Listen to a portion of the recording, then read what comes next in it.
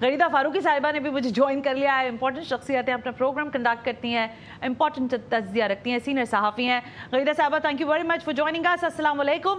غریدہ صاحبہ میں سن رہی ہوں آپ کے تبصرے تجزیے, لیکن اب صورتحال اور جسے کہتے ہیں بدلتی جا رہی ہے. جو وار روم انہوں نے بنایا ہوا ہے ان کے میڈیا نے, اس کو دیکھ کے مجھے ہنسی آ رہی ہے. ان کے اینکرز کو دیکھ کر مجھے صرف واقعتاً ہنسی آ رہی ہے. وہ ارناب گوسوامی نامی جو ان کے اینکر ہیں, وہ پتہ نہیں اینکر ہیں کہ کون ہے, مجھے سمجھ نہیں آیا ابھی تک. آپ کو لگتا ہے کہ یہ خوف زدہ ہو کر اس طرح کا لب و لہجہ اختیار کیے ہوئے تاکہ اپنے لوگوں کو کسی طرح تو چارج کریں نا, کیونکہ فوج لڑنے کو تیار نہیں ہے. ابھی ڈاکٹر حسین تھے وہ صاحب فرما رہے تھے کہ وہ اپنے جرنیلوں کو گھیرے میں لے کر بیٹھے ہوئے تھے. میں نے جب وہ تصویر دیکھی تو کوئی جرنیل جو ہے وہ 1.5 پسلی سے زیادہ کا لگ نہیں رہا تھا. غریدہ فاروقی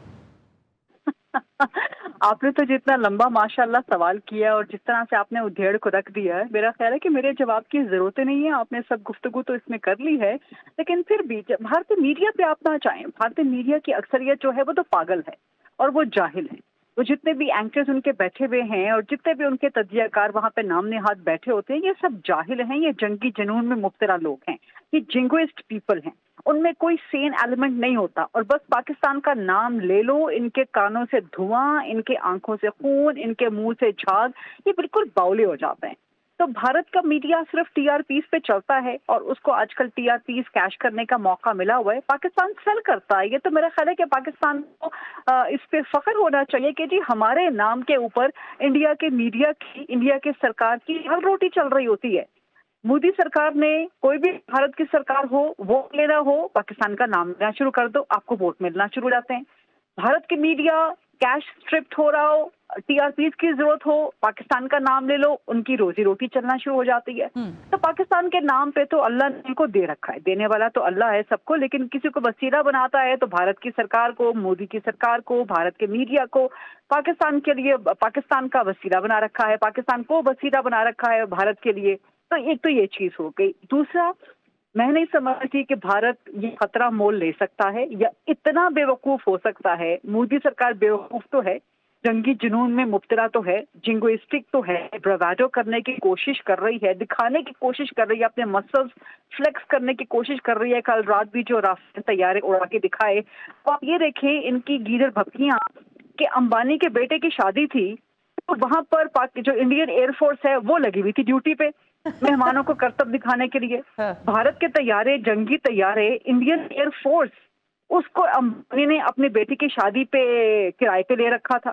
تو یہ تو اوقات ہے بھارت کی ایئر فورس کی کہ وہ امبانی کے بیٹے کی شادی پہ فضائی کرتب دکھاتے ہیں, مہمانوں کو پروٹوکول دیتے ہیں, سیکیورٹی کی سروس پرووائڈ کرتے ہیں. تو کرائے کی فورس ہے یہ انڈین ایئر فورس. تو کس طرح سے وہ پاکستان کی پروفیشنل ایئر فورس کا مقابلہ کر سکتے ہیں؟ اور رافیل کو اڑا کے دکھا رہے ہیں. ٹھیک ہے, آپ کے پاس پیسہ بہت ہوگا, آپ نے اکانومی بڑی مضبوط کر لی, لیکن آپ کے رافیل کس کام کے جب پاکستان کا JF-17 تھنڈر آپ کے 2 جنگی جہاز مار کے گرا دیتا, آپ کا ایک جنگی قیدی بنا لیتا ہے ابھینندن. پھر آپ بھاگے بھاگے جاتے ہیں امریکہ کے پاس, کچھ اور ملکوں کے پاس گھٹنے ٹیکتے ہیں کہ جی ہمارے گھٹنے ٹیک دو پاکستان کے سامنے, ہمیں ہمارا پائلٹ واپس کروا دو. اس وقت بھی پاکستان نے پرامن ملک ہونے کے ناطے اپنے آپ کو ثابت کیا تھا. آج بھی میں کہتی ہوں کہ یہ صورتحال نہیں ہونی چاہیے جو لائن آف کنٹرول پہ ہو رہا ہے. میں کشمیری پاکستانی ہوں, مجھے دکھ ہوتا ہے, مجھے افسوس ہوتا ہے جب میرے کشمیری بہن بھائیوں کے گھر بار سے تباہ ہوتے ہیں.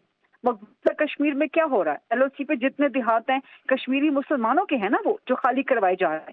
تو بطور کشمیری مسلمان پاکستانی مجھے دکھ ہوتا ہے, تکلیف ہوتی ہے. میں نہیں چاہتی کہ جنگ ہو یا لائن آف کنٹرول کے اسکرمشز بھی ہوں.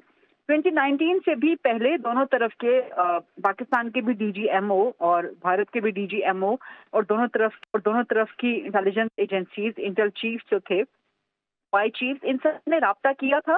ان سب نے ایگری کیا تھا کہ ہم لائن آف کنٹرول کو سیز فائر جو ہے اس پہ کر لیں گے پرماننٹ, اور وہ مستقل چلا آ رہا تھا. اور بہت طویل عرصے تک لائن آف کنٹرول کے دونوں پار جو عوام ہیں, بھارت کی سرکار کو سن کے بھی تو عوام ہے نا, ان سے بھی تو ووٹ لینے جاتے ہیں نا. تو کئی سالوں سے وہ سکون میں تھے, 2019 سے بھی پہلے کے. میں بھی لائن آف کنٹرول گئی تھی اسی عرصے میں, کئی دفعہ پروگرام کرنے گئی, تو وہاں پہ لوگ دعائیں دے رہے تھے ہماری عسکری قیادت کو کہ بڑا اچھا کام کیا, لوگوں کے کاروبار ہیں, لوگوں کی زندگیاں ہیں, محفوظ رہ جاتی ہیں. آج بھی آپ LOC پہ جائیں تو آپ کو جو کشمیری پاکستانیوں کے گھر نظر آتے ہیں, وہاں پہ موٹر گولوں کے نشان ہوتے ہیں, وہاں پہ گولیوں کے نشان ہوتے ہیں. تو یہ ہوتا رہا ہے پچھلے کئی سالوں سے. तो एक पुरअमन पाकिस्तान के शहरी होने के नाते, एक पुरअमन शहरी होने के नाते मैं चाहती हूँ कि ये सिचुएशन खत्म हो। ये किसी के मफाद में नहीं है, ये अवाम के मफाद में नहीं है। ये पागल सरकार है, मोदी की सरकार, जंगी जुनून में मुब्तला सरकार है। दुनिया इनके साथ नहीं खड़ी हुई। अमेरिका ने क्या कोई बयान दिया है पाकिस्तान को इम्प्लीकेट करने का?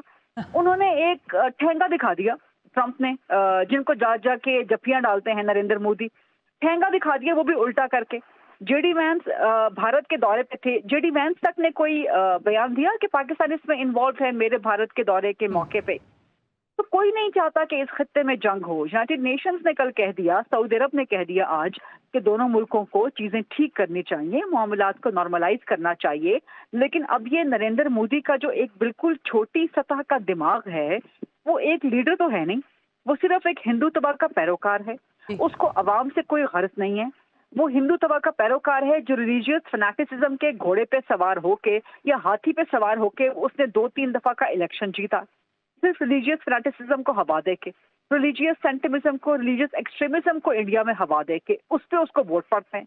अब तीसरी बार भी जो वजीर आजम वो बना, उसके वोट इंतहाई कम हो गए, 50% से ज्यादा उसके वोट कम हो गए। तो उसकी अप्रूवल रेटिंग तो वैसे ही भारत में डाउन से डाउन होती चली जा रही है। अब देखिए, एक चीज सोचने वाली है कि यहाँ पर पहलगाम में जो भी होता है, ड्रामा होता है, फॉल्स फ्लैग होता है, मोदी को ये करना चाहिए था ना कि सऊदी अरब का दौरा कट शॉर्ट करता तो सबसे पहले पहलगाम में आता। इतनी उसको तकलीफ हुई, या जितना उसके मुंह से झाग बह रहा है कि जी हम दुश्मनों के पीछे आखिरी कोने तक जाएंगे, तो भाई आखिरी कोने तक जाओ ना, फिर अपने कोनों में ही, अपने भारत के कोनों में ही क्यों जहाज उड़ा उड़ा के घूम रहे हो? इतनी अगर हिम्मत है तो पाकिस्तान में आकर दिखा दो। लेकिन बहरहाल वो जब आया सऊदी अरब से अपना विजिट कट शॉर्ट करके, तो वो पहलगाम नहीं आया जी। वो उन लोगों के पास नहीं आया जो उसके मुताबिक मरे हैं। वो कहाँ जाता है? वो बिहार में जाता है। बिहार क्यों जाता है? क्योंकि वहां पे हो रहे हैं इलेक्शंस। जी। तो इसी से उसकी नीयत जो है और उसकी खोटी नीयत जो है वो समझ आ जाती है मोदी सरकार की। हैविंग सेड दैट, इन सब चीजों के बावजूद देखें, जंग इस वक्त नहीं हो रही, लेकिन लाइन ऑफ कंट्रोल पे जो स्कर्मिशेस चल रही हैं, जो हीटअप हुई हुई है, उससे अवाम का नुकसान तो होता ही है। दोनों मुल्कों की मईशत का भी नुकसान होता है। सही बात है। फौजें जो है वो eye ball to eye ball खड़ी हुई हैं, उसके लिए ज़ाहिर है फ्यूल चाहिए, उसके लिए मूवमेंट के लिए पैसे चाहिए। वो सारा कहाँ से आता है? वो भारत के अवाम का टैक्स का पैसा है, वो पाकिस्तान के अवाम का टैक्स का पैसा है। क्या इस तरह से मईशतें तरक्की करती हैं? क्या इस तरह से खित्ते तरक्की करते हैं? इस खित्ते में तो भारत एक तवील अरसे से बुली बन के बैठा हुआ है, और वो चाहता है कि उसकी जो रीजनल हेजेमनी है वो बरकरार रहे। पाकिस्तान इसको होने नहीं देता, पाकिस्तान उसको चाहता है, और यही चीज उसके पेट में मरोड़ डालती है नरेंद्र मोदी के।